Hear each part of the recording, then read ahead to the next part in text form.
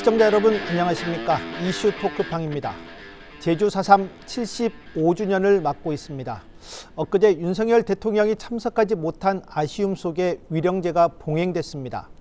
제주 4.3은 대한민국 과거사 해결의 모범 사례로 인정받을 만큼 많은 진전을 거듭하고 있습니다. 하지만 아직도 해결해야 할 과제가 많은 게 현실입니다.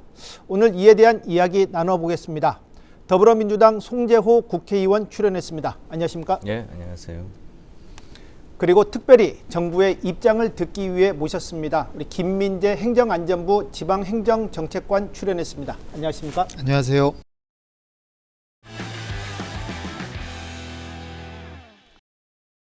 윤석열 정부 들어 처음 만든 4.3이자 75주년입니다. 이번 4.3 75주년의 의미를 먼저 엽죽겠습니다. 최근 여러 논란 속에 이제 윤석열 대통령의 위령제 불참이 아쉽기도 한데 이번 75주년의 의미 어떻습니까? 네, 대통령께서 오셨으면 참 더 빛나고 좋았을 텐데 참석을 못해서 아쉽긴 합니다만 김대중 정부 때 이제 진상규명을 시작해서 네. 노무현 정부 때 진상보고서가 나왔고 노무현 대통령께서 국가 공권력의 횡포를 이제 인정하고 양민의 무고한 대량 학살에 대해서 사과하심으로써 명예회복의 단초가 시작이 되었고요. 또 박근혜 정부 때 4.3이 국가 추념일로 지정이 돼서 여야 또 보수 진보 가릴 것 없이 과거사 해결에 소위 적극적으로 임하는 모습을 보였고요. 또 가장 백미가 그런 가해에 대해서 문재인 정부 때 배보상을 결정함으로써 지금 윤석열 정부 들어와서 배보상이 시작이 되는 거고 그런 것들에 대해서 또 차질 없이 정부가 약속을 했기 때문에 전반적으로 그런 정의로운 해결 과정이 순조롭게 잘 진행되는 과정에 있다 이렇게 말씀드릴 수 있었고요. 네. 다만 이제 최근에 몇 분이서 이제 좀 왜곡 폄하하는 안타까운 일들이 있어서 그런 부분에 대해서는 다시 역시 과거사를 해결하는 게 쉽지만은 않은 또 계속 우리가 애정과 주의를 기울여야 되는 그 환기하는 그런 과정에 있고 또 그런 것도 바로 잡혀서 잘 가리라고 이렇게 생각을 합니다. 네, 고맙습니다. 우리 김민재 정책관께도 같은 질문 드리겠습니다. 75주년의 의미를 부여한다면 어떻습니까? 네, 송재 의원님께서 전반적인 의미를 말씀해 주셨고요. 이제 작년 4월 그 4.3 추모식 이후에 윤석열 정부가 출범했기 때문에 실질적으로는 윤석열 정부 들어서 첫 추모식이 되는데 말씀 주신 것처럼 아마 대통령께서도 적극적인 참여를 검토한 것으로 들었습니다만 이제 세계 엑스포 유치 실사단이 입국을 해서 준비하는 걸 아마 하시는 것 같고요.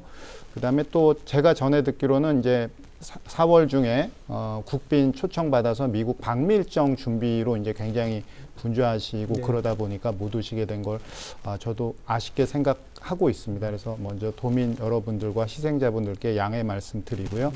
저희는 정부 차원에서 보면 의원님이 말씀을 언급해 주셨지만 첫 번째가 이 정부 윤석열 정부 들어서는 물론 지난 정부의 결정이 된 거긴 합니다만 국가 차원의 직접적인 이제 보상이 시작되었다. 그래서 작년 6월 1일부터 신청을 받아갔고요. 지금 제가 통계 자료를 보니까 그 희생자 보상금으로서 1,468명에 대해서 1,275억 원의 보상금 지급이 결정되었고 진행 중에 있고요. 그다음에 올해 1월 1일부터도 또 2차 보상 신청을 받고 있습니다. 두 번째 걸 말씀드리면 4.3 사건법에는 현재 군법 회의에 관해서만 직권 재심이 신청이 되는데 작년 8월부터는 일반 재판에 대해서도 그 직권 재심 청구를 확대해서 추진 중에 있습니다. 물론 개정안도 발의되어 있지만 정부 차원에서 그걸 잘 검토할 거고요. 그다음에 하나 더 말씀드린다면 행안부에서 직접적인 거지만 저희가 4.3 사건법 시행령을 금년도 3월 14일 개정을 했습니다. 그렇게 돼서 희생자의 실제 자녀 그러니까 사실상의 자녀인 분들이 그동안에는 이제 뭐 소송이나 재판을 통해서만 이 가족관계부 정정이 가능했는데 이제 4.3 위원회 의결만으로도 네. 법적 자녀로 인정받을 수 있는 길이 열렸다는 것을 그런 측면에서 이번 75주년 그 4.3 추념식의 의미는 좀 남다르다 이렇게 말씀드리겠습니다.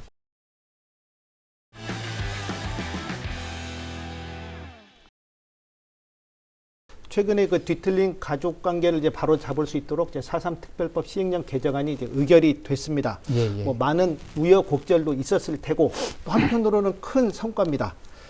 정책관께서 이번에 그 포함된 내용 좀 소개를 해주시고요. 어떤 의미가 있는지 한 말씀 부탁드리겠습니다. 네, 그 지금까지는 이제 희생자의 사실상의 자녀인 경우에도 소송을 통해서만 가족관계 네. 정정이 가능했죠.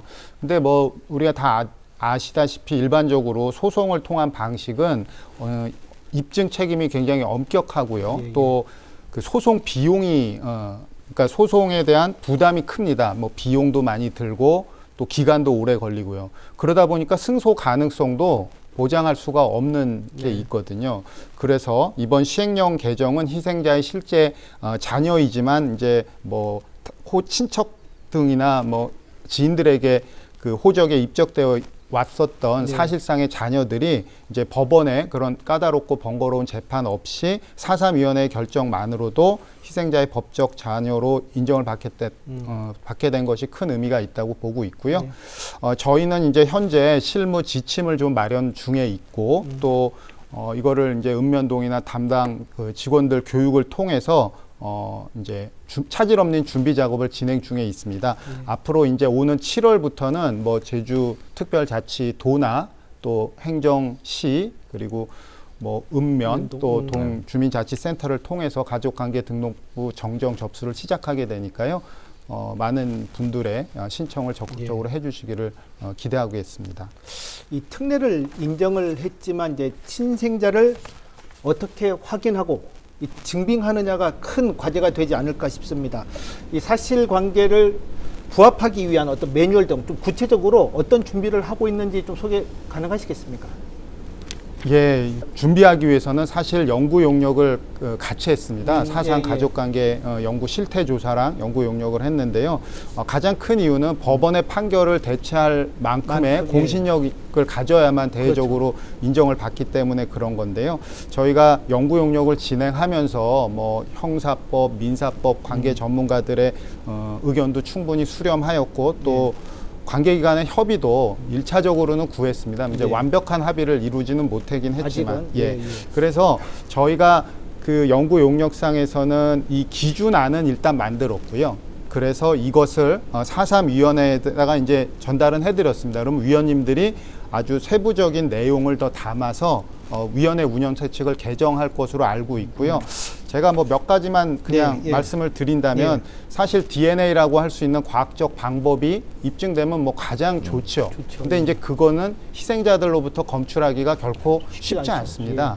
그렇기 때문에 저희가 뭐 족보라든지 묘비 그리고 학교 생활 기록부라든지 또 심지어 가족 사진이 남아 있는 거라든지 이런 부분도요. 전부 입증하는 데 있는 자료로서 우선순위를 둬서 활용할 수 있게끔 노력하고 있고요. 그 다음에 또 인후 보증도 우선순위 약간 하지만 그것도 반영하려고 하고 있고 마지막으로 이런 것도 다 없다 그러면 당사자와 관련된 당사자의 진술 플러스 주변인들의 그런 것까지 태도에 일관된 그 신빙성 같은 것도 감안을 해서 위원회에서 법원에서 소송을 통한 것보다는 훨씬 수월하게 인정될 수 있는 방안을 마련하겠다. 현재까지는 이렇게 좀 말씀드리겠습니다.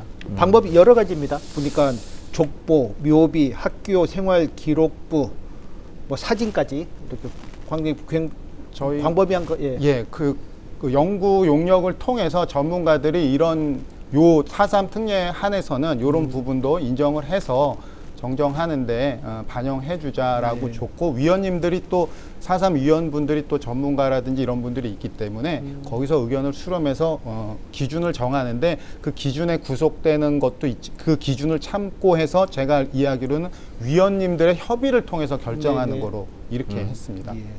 지금 이번 가족관계 정정은 일단은 친생자로 한정돼 있습니다.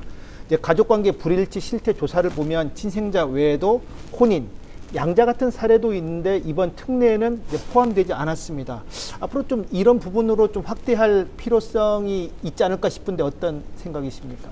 네, 그 지적은 뭐 저희도 공감하고 있고 뭐 정확한 말씀이시긴 한데요. 일단은 친생자인 경우에는 저희가 법률 개정 없이도 시행령 개정만으로 가능하기 때문에 1차적으로 이제 이것을 한 거고요. 예. 지금 말씀 주신 그 혼인이라든지 입양 신고의 특례를 규정하기 위해서는 어쩔 수 없이 사산법이라든지 법률 개정이 필요한 사항이 예. 되겠습니다. 그래서 이 부분은 현재 저희가 뭐 법제처에다가 자문 심사도 요청해 놓은 상태지만 법무부하고 예. 법원 행정처와의 긴밀한 그 협의가 필요하기 때문에 협의를 하고 있다는 정도 말씀을 드리겠습니다. 예. 일단 열심히 노력하도록 하겠습니다. 예, 예, 고맙습니다. 뭐 앞서 말씀드린 부분에 대해 송재호 의원께서 최근에 4.3 특별법 개정안을 발의를 했습니다. 혼인신고 특례, 입양신고 특례, 신설 등의 내용을 담았는데 구체적으로 어떤 내용을 담고 있는지 소개 부탁드리겠습니다. 예, 일단 우리 그 행안부에 오신 4.3 담당하는 국장께서 말씀하셨는데 이제 가장 중요한 게 공신력 있는 정부가 우리가 이걸 하고 있다는 네. 거죠. 그러니까 당연히 객관적 사실 또 신뢰성 이런 거에 이제 입각해서 지금 하고 있고 이게 보상을 하려면 일단 희생자가 있는 일단은, 것이고요. 예. 그리고 지금까지 75년이 지났습니다만 그 희생자분을 중심으로 한 호적 관계가 사실은 있는 그대로 정리가 돼 있질 않잖아요. 이게 그렇습니다. 굴절되고 우리가 아픈 역사를 살다 보니까 소위 양자로 간 경우도 있고 또 양자를 드리지 못한 경우도 있고 네. 또 친생자가 사실은 이제 자식이지만 자식이 아닌 것처럼 그렇게 해서 한동안 또 감춰서 살아왔었고 그러니까 이런 호적에 대한 관계를 정확하게 정리해야 희생자 부분에 대해서 배보상이 제대로 이루어질 수 있는 맞습니다. 거죠. 예. 그래서 이제 행안부가 선제적으로 시행령을 고쳐서 할 수 있는 것, 특히 가장 중요한 자녀 관계에 대해서는 이제 그걸 길을 이제 연 거고요. 아까 말씀했듯이 또 한다고 해서 사실대로 해야지 또 그 부분이 또 잘못되면 안 되거든요. 그렇습니다. 아닌 예. 분이 또 등록돼서도 곤란하니까. 예, 그러니까 뭐 광범위하게 가족 관계를 입증할 수 있는 모든 거를 총동원해서 하시겠다는 말씀이시고요. 그다음에 이게 이제 중요한 게 민법의 사항을 뛰어넘어야 됩니다. 대한민국이 규정한 민법을 뛰어넘어야 되니까 그걸 이제 특례라고 해서 4.3의 경우에만 한해서 잘못된 부분이 크게 입양과 양자 관계에서 발생할 수 있다는 거. 두 번째는 혼인 관계에서 있을 수 있다는 거. 그다음에 그런 인지된 부분을 종전에는 한 2년간 한시적으로 제한을 했는데 앞으로도 계속 그런 관계가 나올 거기 때문에 그런 시간의 제한을 좀 2년을 철폐해서 좀 시간을 늘려 잡는다는 거. 이런 부분들을 정부 차원에서도 아까 말씀했듯이 법무부와 법제처와 민법을 뛰어넘는 상황이기 때문에 그걸 준비를 지금 행안부가 하고 있고요. 또 국회 차원에서도 이 부분을 또 준비를 하는 게 좋겠다 해서 제가 3월 말에 민주당의 이제 82분의 국회의원과 공동으로 네. 요 가족관계의 특례 법안을 일단 발의해 있습니다. 가장 큰 줄기는 잘못된 호적을 올바르게 정리하는 것. 네. 그래서 억울함이 없도록 그걸 바로잡는 길을 이제 열어놓은 거죠. 그래서 그런 과정 속에서 이제 앞으로 배보상과 함께 한 4, 5년 쭉 호적 관계가 쭉 정리돼야 되지 않을까 이렇게 생각합니다. 뭐 송재호 의원이 발의한 개정안에 대해서는 큰 이견은 없으시죠? 정부에서는 앞으로 큰 틀로 가야 될 부분이기 때문에 행정부 차원에서야 저희도 동원하는데 이제 이게 상권 분립돼 있는데 네. 법원에서는 요 가족 관계를 하고 있다 보니까 요 특례를 어느 정도까지 인정해 줄 거지에서 조금 조심스럽게 접근하고 있는 것 같은데요. 예. 뭐 의원님 또 노력하시고 저희는 또 정부 차원에서 적극적으로 설득하고 협조를 구할 생각입니다.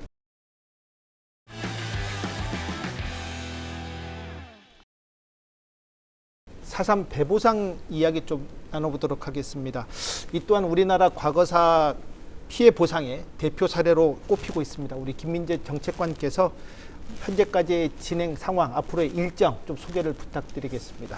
예, 앞서 간단히 말씀을 드렸는데요. 이제 작년 6월 1일부터 1차 보상금 지급 신청을 접수를 하였습니다. 그중 이제 희생자 가운데 저희가 1,468명이 1,275억 원의 지급 그 결정이 완료되었고, 뭐 사실 어떻게 보면 이게 그동안의 아픔에 비하면 결코 많은 그 보상금이라고 할 수 없는데, 그래도 희생자분들께 조금이나마 이런 어떤 위로의 그런 게 되고 또 지급이 되어서 뭐 전 정부에서 일하는 사람의 한 명으로서도 기쁘게 생각하고 있고요. 이제 올해부터 지금 또 1월 1일부터 2차 보상금 지급 신청이 되었는데, 벌써 이제 저희가 이게 그 차수별로 나눠놨거든요. 한꺼번에 몰리지 않게 지연 이자 포함해갖고, 근데 2,500명 중에 2,000명이 넘게 접수가 돼서 벌써 80%가 80% 이상의 접수율을 보이고 있고요. 심의위원회에서 또 잘 처리할 거라고 기대하고 있습니다. 이게 전체적으로 작년 하반기부터 1차, 지금 2차에서 전체 6차까지 설계가 되어 있습니다. 그러면 2025년 1월 1일부터 5월 31일까지가 마무리가 되니까요. 그때까지 저희가 이제 예산 확보라든지 집행이라든지, 사실은 작년에 좀 법령 개정이 늦어져서 집행이 조금 늦어졌던 것도 있는데, 저희가 아주 이제 막 달려서 열심히 해갖고 이제 차질 없이 했거든요. 앞으로도 이런 일이 일어나지 않도록 차질 없이 잘 진행되도록 저희가 잘 챙겨 나가도록 그렇게 하겠습니다. 뭐 초반이지만 그 과정에서 좀 후유장애 희생자에 대한 차등 지급이 좀 논란이 된 바 있습니다. 정부에서는 어떤 생각을 갖고 있습니까? 예, 이것도 사실은 맞습니다. 이제 4.3 사건법에 근데 따르다 보면 그 법 16조에는 그 희생자의 그 후유장애가 있는 희생자의 경우에는 장애 등급과 그다음에 노동력 상실률을 통해서 하다 보니까 그 이제 보상심의위원회에서는 그 이제 단계를 나눠놨거든요. 장애 등급에 따라서 보상금액이 가게 되어 있고, 또 이 부분은 이제 요게 유사 입법례가 있는데 민주화 보상 3법에도 요거와 똑같은 식으로 되어 있다 보니까 뭐 일부 좀 아쉬운 측면이 있다고 할 수 있는데, 요건 규정에 따라서 이렇게 처리되고 있다는 부분을 좀 양해해 주시기를 부탁드리겠습니다. 우리 송재호 의원 4.3 배보상 문제에 대해서 한 말씀 좀 부탁드리겠습니다. 보통 국가가 배보상을 할 때는 사실은 나라를 위해서 희생한 우리가 흔히 말하는 유공자를 중심으로 배보상을 하는 게 세계적인 관례고 기준이죠. 근데 4.3처럼 민간인 희생자에 대해서 배보상을 하는 거는 사실 거의 없다고 봐도 됩니다. 그리고 이건 굉장히 세계사적인, 그래서 이 한국의 매우 그 정의로운 해결의 모델을 우리가 만들고 있다 보면 되고요. 이 부분을 이제 신중하게 하려고 하니 1인당 한 9천만 원 정도 희생자, 이렇게 기준을 정한 거는 그동안의 판례를 저희들이 본 거고, 또 배보상 사례의 경우에는 대략 걸 이제 짐작을 해서 유족이나 모든 관계된 분들끼리 합의하에 그 정도가 적합하겠다 해서 일단 기준을 마련한 거고요.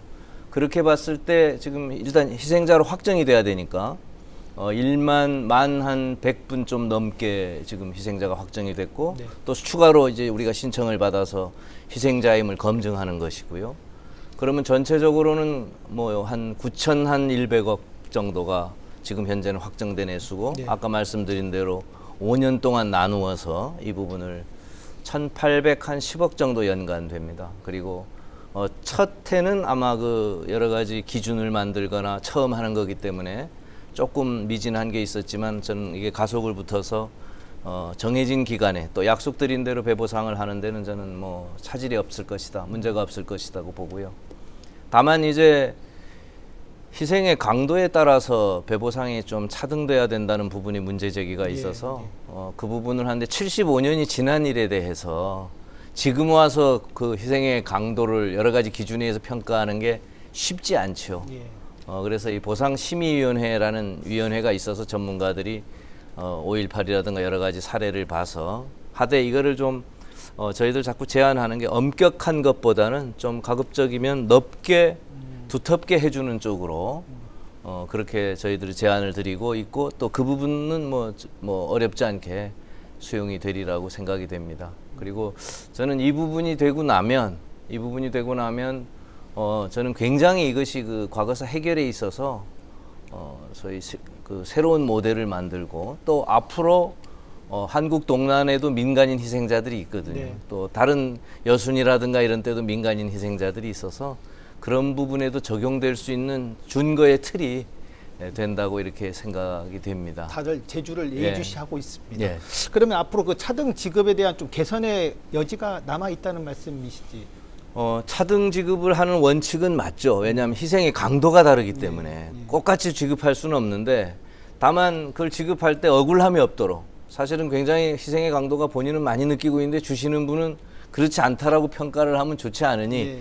그런 부분들에 대해서 비교적 좀 재량의 사항을 좀 넓힌다 하는 의미가 있고요.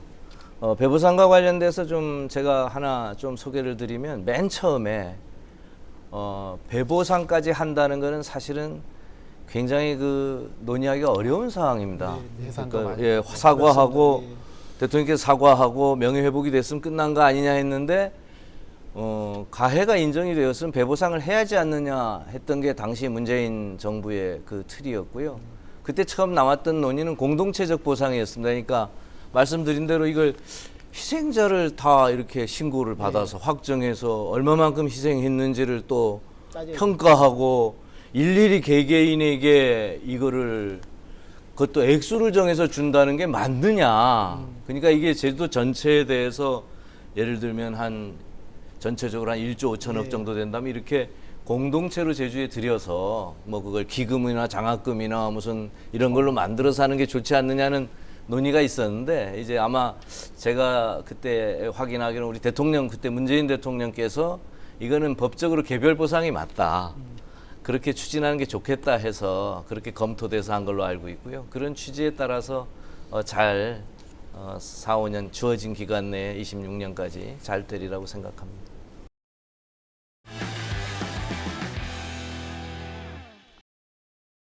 트라우마 센터 이야기 나눠보도록 하겠습니다. 뭐 현재 지금 제주에서 운영 중인 트라우마 센터는 이제 임시 운영격이고 수요 대비 시설이 협소해서 지금 대기자도 상당해서 불편도 적지 않습니다.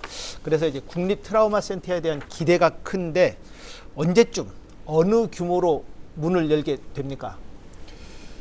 예, 이제 뭐 사실 늦은 감이 있는데 2021년 말에 국립국가폭력 트라우마 치유센터 설립 및 운영에 관한 법률이 제정이 되면서 이건 법적 근거가 마련이 되었고요. 네. 그래서 저희가 이제 현재 트라우마 센터 그 설립을 위해서 이제 공사 중에도 있는데 네. 사실은 그 전 2020년부터 사회자님께서 말씀해 주신 것처럼 저희가 치유 활동을 위한 위탁 사업비를 광주하고 제주에 우선적으로 지원을 해 오긴 했습니다. 지금 현재는 제주의 경우에는 13명의 정원으로 해서 이제 그 트라우마 센터가 운영 중에 있고요.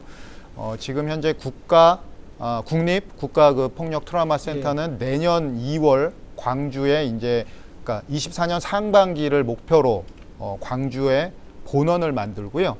제주에는 이제 분원이 동시에 개관이 됩니다. 근데 다만 제주도는 이제 별도의 건물을 만드는 거는 조금 늦어져서 현재 있는 것에다가 추가적으로 공간을 확보해서 운영을 하고 저희가 제주에 별도 만드는 것은 현재 예산한 국비 60억 원을 투입해서 현재 그 4.3 평화공원이 있지 않습니까? 그 평화공원 활성화 종합 계획에 포함을 시켜서 트라우마 치유센터를 사상 공원 내에 만드는 것을 지금 목표로 하고 있는데 아마 계획대로 된다면 2026년에 새 건물에서 입주가 가능할 것 같습니다.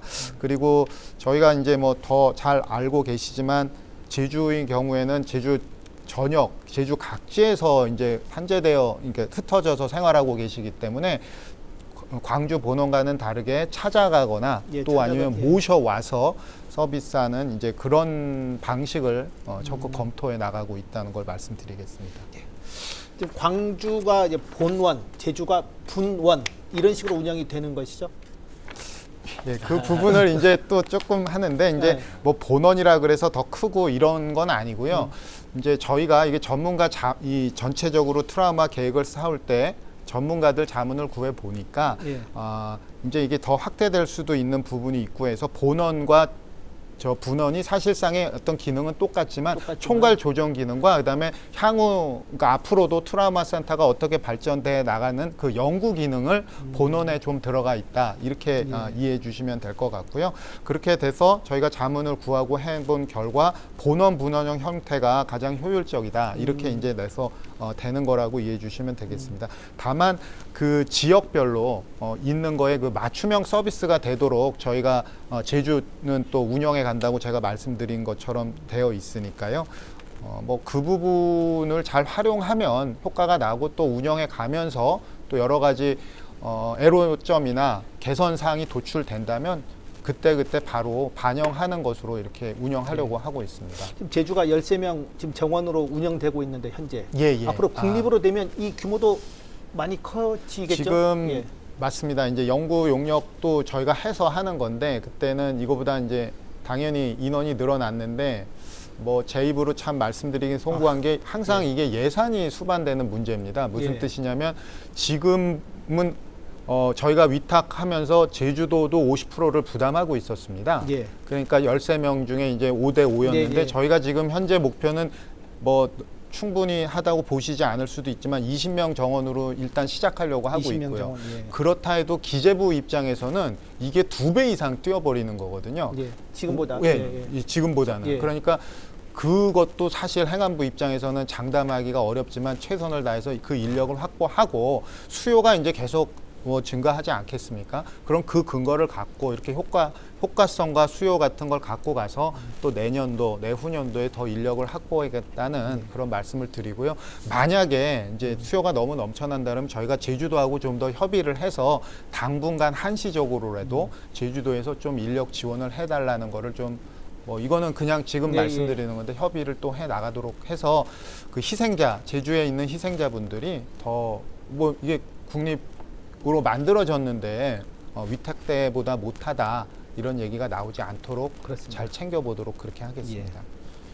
우리 송재호 의원께서는 과거 뭐 트라우마 센터 건립 등의 내용을 담은 4.3 특별법 개정안도 이제 발의한 바가 있는데 이 트라우마 센터와 관련해서는 할 얘기가 꽤 많을 것 같습니다. 좀 좋은 얘기 좀 주십시오. 예, 이게 트라우마라는 게 이게 예기치 못한 정말로 그럴 수 없는 사건에 대해서 이해하기도 어렵고 그 정신적인 상처가 크죠. 제주 4.3도 광주와 마찬가지로 국민의 생명과 안전을 보호해야 되는 국가의 군경이 민간의 양민을 학살한 사건이거든요. 그러니까 이게 그걸 겪은 사람은 그건 도무지 납득이 안 되는, 그러니까 아마 전 생애에 걸쳐서 굉장히 깊은 상처 속에서 살아야 되는 거고요.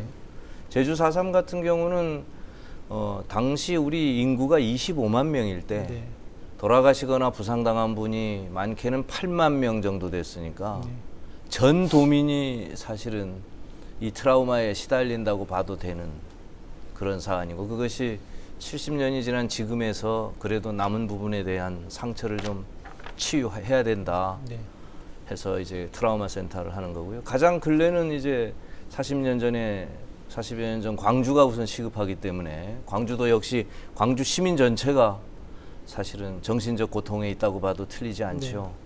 그래서 광주와 함께 하는 건데 그게 본원이냐 분원이냐 의미는 중요치 않고요. 왜냐하면 국립 트라우마 센터는 하나를 해야 되는데 그걸 뭐 두 개를 국립으로 할 수는 없잖아요. 그러니까 하나를 두 군데에서 논아서 한다 이렇게 보시면 될 것 같고요. 그래서 또 제주 트라우마 센터가 뭐 분원적으로 광주에 무슨 종속되거나 무슨 광주의 작은 무슨 부사장 같은 이런 거는 아닙니다. 그러니까 따로 성격도 좀 다르고 따로 한다고 보면 되고, 말씀드렸듯이 이제 정부 초창기 입장은 우리 지금 13명으로 하고 있는데 우리 제주도나 우리는 27명을 이제 정도가 좋겠다 했는데 중간적 단계로 예산 상황이나 이걸 봐서 20명으로 지금 출발을 하고 있고요. 또 필요하면 20명으로 해서 하는데 이게 더욱더 수요가 많고 많은 부분이 있으면 저는 제주도 정부도 이건 나라만 할 게 아니거든요. 우리 도도 들어서서 좀 적극적으로 개입해서 하면 저는 뭐 충분히 이런 부분들은 잘 이제 할 수 있겠다 이렇게 싶고, 이런 트라우마 센터가 꼭 국가폭력뿐만이 아니라 더 나아가서 여러 가지 정신적인 장애나 공공적인 부분에까지 확대될 수 있는 여지가 있기 때문에 저는 제주 트라우마 4.3 트라우마 센터가 굉장히 좋은 전례 출범이 되리라고 생각합니다. 네.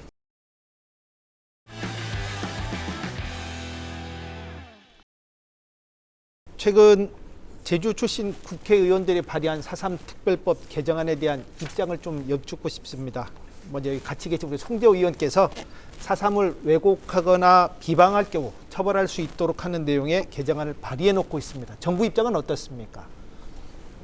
뭐 기본적으로 개정안 취지에는 뭐 저희도 공감을 하고 있고요. 네. 사실 요게 그 전에도 오영훈 의원 발의안에도 이런 내용이 좀 있었는데 네. 결국은 이제 수정돼서 법제화됐거든요. 네. 그때 이유가 이제 예를 들어서 왜곡을 어떻게 해석하느냐 문제가 있고 피해자가 특정화되지 않는 그런 또 측면이 있다. 뭐 이런 게 좀 있었던 거로 제가 기억을 하는데요. 어찌됐든 그 부분을 좀 명확하게 해서 하는 거 입법화가 된다면 네. 그건 뭐 저희가 크게 반대하는 입장은 절대 아니고요. 예. 이제 다만 이제 그때도 논의됐던 게 현행도 명예훼손이나 이런 부분은 형법이라든지 또 정보통신망법에 의해서 처벌이 가능하니까 네. 그런 것이 고려됩니다. 그러면서도 또 5.18에서는 네, 또 그 법이 예. 특별법이 됐으니까 송재호 의원님께서 좋은 안을 갖고서 협의에 가면 정부도 거기에 보조를 맞추겠다 이렇게 말씀드리겠습니다. 뭐 이와 관련해서 한 말씀. 네. 우리가 4.3 특별법에는 사실은 이렇게 이미 진상이 규명돼서 과거사 해결에 아주 정상적인 절차에 정의로운 해결 과정에 있는 사안에 대해서는 폄훼 왜곡하지 말아야 한다는 조항이 있습니다. 네, 그러니까 조항은 있죠. 솔직히 말씀드리면 그걸로 충분한 거죠. 그걸 또다시 왜곡한다는 건 그건 참으로 어떻게 좀 일반 양식적으로 우리 초등학생들에게 좀 건강해야 한다라는 거하고 비슷한 상식을 넘어선 일인데 안타깝게도 실제 이 4.3을 여러 가지 정치적 목적이나 자신의 개인적 이유 때문에 폄훼 왜곡하는 사례가 있어서 이거는 진실을 부정하는 행위거든요. 뭐 조금의 증거도 없고 소위 좀 속된 표현으로 하면 사기입니다, 사기. 그것도 아주 아픈 다수의 상처를 가지고 그걸 활용한다는 의미에서 아주 못된 범죄죠.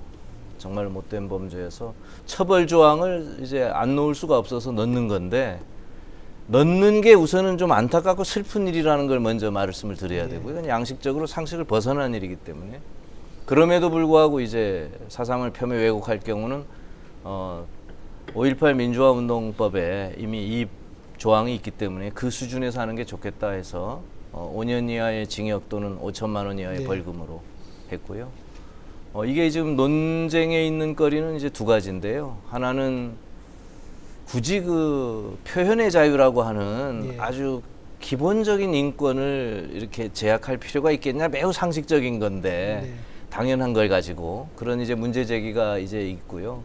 이제 그 부분은 뭐 법 개정 과정에서 저는 충분히 논의가 돼서 오히려 처벌 쪽이 받아들여지는 쪽으로 그건 5.18 때도 민주화운동법에서 논의됐던 사항이니까 예, 예. 될 것 같고 두 번째는 아까 국장께서 이야기한 대로 형사 관련법으로 처벌할 수 있는데 네. 특별법에 이게 굳이 넣을 필요가 있느냐 하는 부분인데 이 부분은 검찰총장께서 쉽게 말하면 넣는 게 좋겠다. 일반 형사 관련법으로 하기에는 좀 한계가 있다. 예. 그러니 넣어주면 좋겠다는 말씀을 이미 해주셔서 네. 이 부분도 뭐 긍정적인. 잘 넘어가서 앞으로는 국민님 그 태영호 의원 그 말이죠. 지금 최근에 거는 네. 또 공산폭동이라고 하는 현수막 같은 네. 이런 부분들에 대해서는 미연에 예방하고 방지할 수 있는 장치가 마련될 거라고 생각합니다. 또 한 가지가 있습니다. 이제 김한규 의원의 발의안입니다. 직권 재심 대상에 일반 재판을 포함하도록 하는 내용입니다. 물론 이제 법무부에서는 일반 재판에 대해서 직권 재심 방침을 세운 바도 있는데 이에 대해서 우리 정부는 또 어떤 입장이십니까? 뭐 일반 재판의 그 수용인 희생자도 그 위원회에서 직권 재심 청구할 수 있도록 해주는 거에 대해서 저는 뭐 정부에서는 그 4.3 사건 수용인에 대한 폭넓은 구제 차원에서 바람직하다고 생각하고 있고요. 이는 뭐 그 취지를 존중하기 때문에 수용 가능하다고 생각하고 있습니다. 사회자님께서 말씀 주신 것처럼 지금 현재로서도 정부가 일반 그 재판에 대한 직권 재심을 받아주고 있거든요. 네. 네, 그렇기 때문에 뭐 적극적으로 검토가 돼서 좋은 결과가 나올 수 있을 거라고 보고요. 또 우리 송재 의원님께서도 지난번에 뭐 정부 질의하고 이럴 때도 이제 현재 합동수행단이 광주고검에 있는데 요 인력이 좀 부족하다, 더 지원이 필요하다라는 게 있기 때문에 그런 부분도 행안부는 법 개정 전이라도 법 개정을 대비해서 적극 협조해 나가겠습니다. 4.3 관련 법안이 여러 개 있습니다.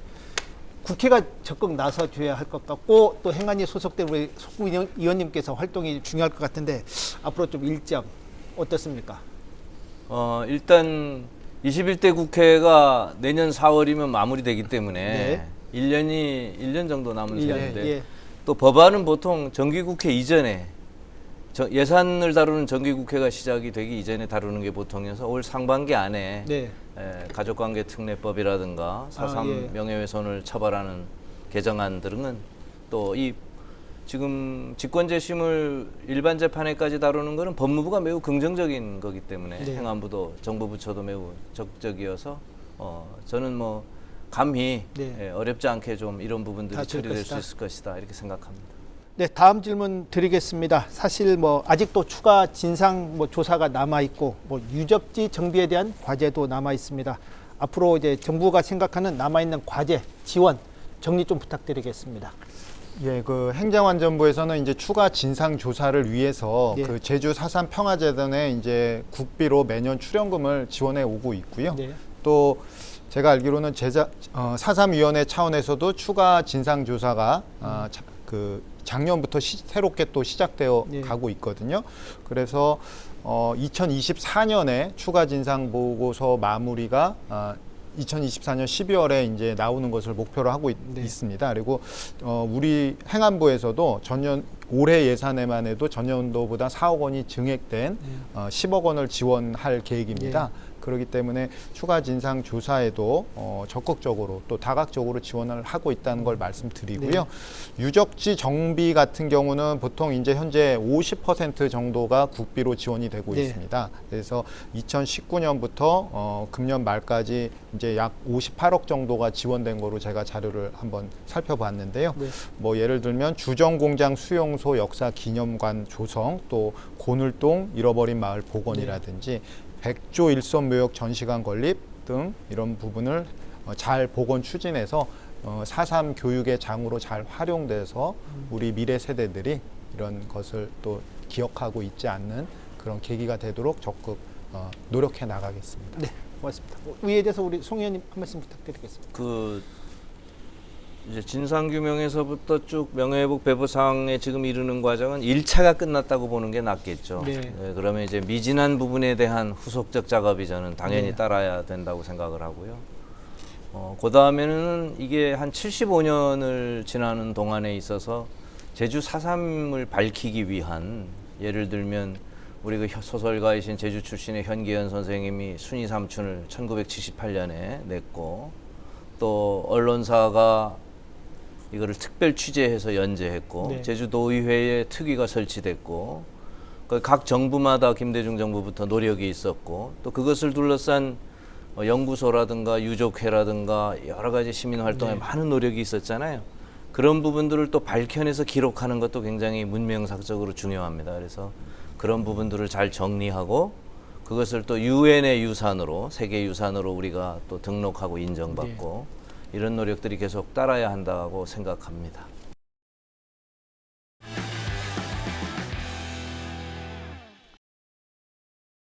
끝으로 정리 발언 듣고 오늘 순서 마무리하도록 하겠습니다. 우리 먼저 김민재 정책관께 부탁드리겠습니다. 예, 오늘 뭐 제주 4.3 추모식 75주년을 맞이해서 오늘 뭐 나름 굉장히 뜻깊은 자리가 되었다고 생각하고요. 뭐 희생자와 그 유족의 명예회복 측면에서 더 큰 의미가 있다고 보여집니다. 정부도 이제 지금 아까 제가 뭐 간단히 말씀은 드렸습니다만 희생자 그 보상으로서의 그 시작된 4.3 희생자에 대한 보상이 잘 시작되었고 마무리될 수 있도록 최선의 노력을 다하고요. 또 직권재심 청구도 확대해 나가고 또 가족관계 기록 정정에 있어서 그 사실상의 자녀들이 법적 지위를 회복할 수 있도록 노력하는 점, 이런 부분들을 뭐 정부 부처에서는 행안부가 종합적으로 하고 있기 때문에 네.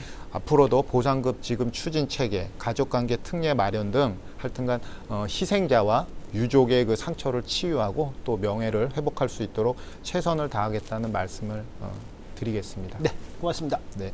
송재호 의원께서도 정리 발언 부탁드리겠습니다. 제주 4.3은 그 시작은 사실은 완전한 자주 독립, 또 통일 정부에 대한 염원. 그 당시 첫 시위에 25만 명인 도민 인구가 있을 때 3만 명 가까이가 시위에 참여했으니까 제주도민이 그 아주 열화와 같은 희망 속에 일어난 일입니다. 그러니까 제주 4.3은 그런 과정에서 발생한 불의와 폭력에 항거한 매우 제주의 정의롭고 자랑스러운 역사이죠. 그래서 이게 매우 정의롭고 자랑스러운 역사로 자리매김될 수 있도록 저희들이 정부와 함께 국회 차원에서 최선의 노력을 다하겠고요. 우선 무엇보다 평화공원에 아직 기념비가 그냥 재단의 그 기념관 안에 아직 누워 있습니다. 그래서 그건 4.3의 뒤에 이게 항쟁인지 사건인지 이 정명을 붙이지 못해서 아직 누워 있는 상황이어서 이 부분에 대해서 지금까지 규명된 진상만으로도 정확한 정명을 붙여서 올해 안으로는 기념비를 공원에 세우는 일부터 이렇게 하도록 이렇게 해나가고자 합니다. 네, 오늘 귀한 시간 감사합니다. 감사합니다. 감사합니다. 고맙습니다. 어떻게 보셨습니까? 4.3 하면 완전한 해결이라는 표현이 뒤따르곤 합니다. 완전이라는 단어가 어쩌면 도달할 수 없는, 끊임없이 찾고 지원해야 한다는 의미가 아닌가 싶습니다. 아직은 가야 할 길이 많은 것 같습니다.